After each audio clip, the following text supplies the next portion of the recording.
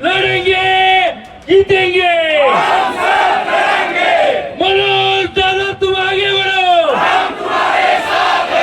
मी खऱ्याचे आंदोलन करतो, जिथं वेद नाही तिथं करतो।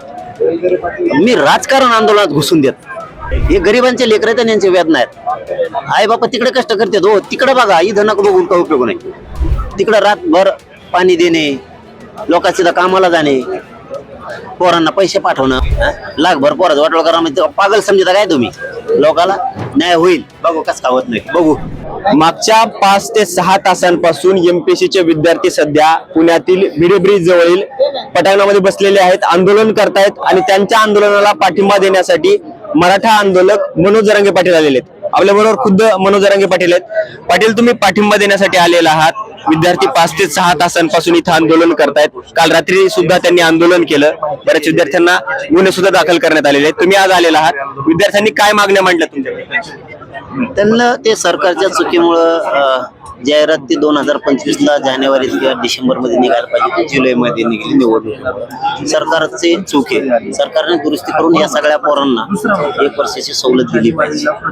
आणि ही जी परीक्षा आहे आता ही जरा पुढे गेली तर ते चांगलं होईल, म्हणजे या पोरांना न्याय मिळेल। सगळ्या जाती धर्माचे लेकर आहेत आणि लाखो आहेत, आणि लाखोंचं वाटोळं सरकार का करणार? याचे परिणाम निवडणुकीवर पडणार आहेत 100%। बघायला तर हा विद्यार्थ्यांचा मुद्दा बरेच महिने प्रलंबित आहे। आज तुम्ही आंदोलनामध्ये आलेला आहात, परंतु विद्यार्थ्यांची एवढे निवेदन देऊन पण दखल घेतली। मी यासाठी आलो की मी आजारी खऱ्यानं सांगतो, मी कधी खोटं बोलत नाही आणि मीडियाला मी कधीच बोललो नाही, कारण हे मीडियाने एवढं सांभाळलेलं आहे। आणि मीडियाचं खरंच कौतुक करतो मी आज याच्यासाठी की निवडणुकीची जत्रा सोडली त्यांनी, लेकराच्या पाठीशी उभा राहिला। नाही तर आज कोण कोणाचा फॉर्म पडलेला आहे, कोणत्या नेत्याच्या घरात घुसलंय हेच बघत येत। पुण्याच्या मीडियावाल्याचं खरंच कौतुक की यांनी ते सगळं सोडून दिलं तिकडे, ते नेते फात्यान जाऊन म्हणजे तिकडे मसून वाटत। आज ह्या लेकरांच्या गोरगरिबांच्या लेकराच्या मागे अख्खी पुण्याची मीडिया उभा राहील।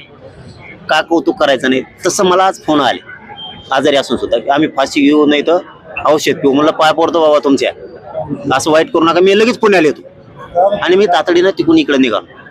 आणि मला वाटतं मुख्यमंत्री मार्ग काढतील, कारण याचे परिणाम निवडणुकीवर जाणार आहेत नाही काढल्यावर।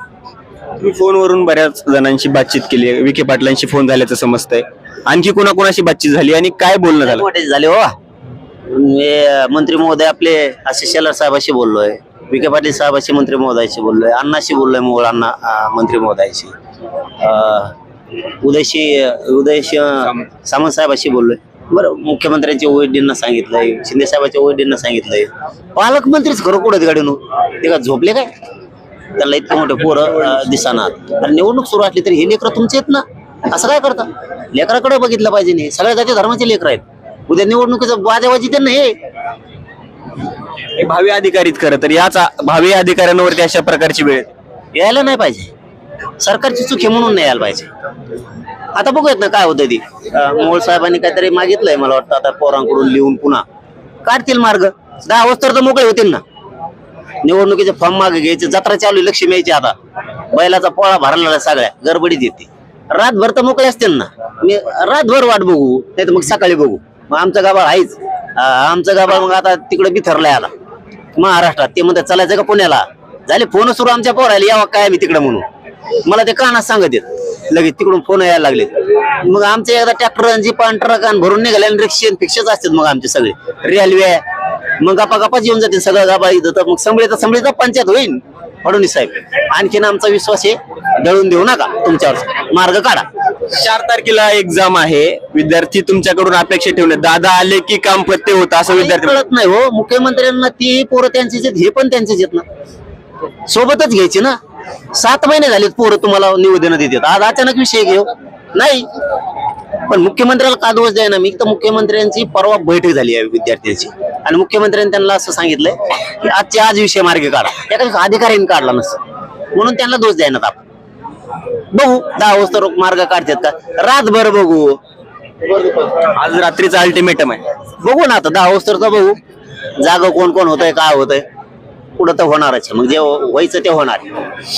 तर आंदोलनाचा इतिहास तुमचा बराच दांडगा आहे, तुम्ही ज्या आंदोलनात असता तिथं काम होईपर्यंत तुम्ही आंदोलनातून उठत नाही। आता या विद्यार्थ्यांच्या आंदोलनात आलाय, पत्ते होईपर्यंत उठणार नाही। मी खऱ्याचे आंदोलन करतो, जिथं वेद नाही तिथं करतो। मी राजकारण आंदोलनात घुसून देत। आणि घुसलं की ते आंदोलन सोडून देत असतो मग माझी सिस्टम अशी. हे गरिबांचे लेकर आहेत आणि यांचे वेदना आहेत. आई बापा तिकडे कष्ट करतात हो, तिकडे बघा, इथं नको बघून काही उपयोग नाही. तिकडे रातभर पाणी देणे, लोकांच्या कामाला जाणे, पोरांना पैसे पाठवणं, मग त्यांनी इथं 1-2 टाइम जेवण करून अभ्यास करायचा. आणि अधिकारी व्हायच्या टायमाला तुम्ही म्हणणार तुला नंबरच नाही त्याच्यात, लाखभर पोराचं वाटोळ करा, म्हणजे पागल समजता काय तुम्ही लोकाला? न्याय होईल, बघू कस होत नाही, बघू. आपण पाहू शकतो 10 वाजेपर्यंत अल्टिमेटम सुरुवातीला दिला होता, परंतु आता रात्रभर वाट बघू. परंतु या विद्यार्थ्यांच्या मागण्या मान्य करण्यासाठी या ठिकाणी या आंदोलनामध्ये सहभागी असणार आहे आणि या मागण्या मान्य करून झाल्याच पाहिजेत, अशा प्रकारची जी आहे ती प्रतिक्रिया मनोज जरांगे पाटलांनी दिलेला आहे. परंतु विद्यार्थ्यांचे प्रश्न कधी सुटणार, या विद्यार्थ्यांच्या मागण्या कशा प्रकारे पूर्ण होणार, किती पूर्ण होणार हे पाहणं तितकंच महत्वाचं असणार. नवरासाठी निखिल सुक्रे, पुणे.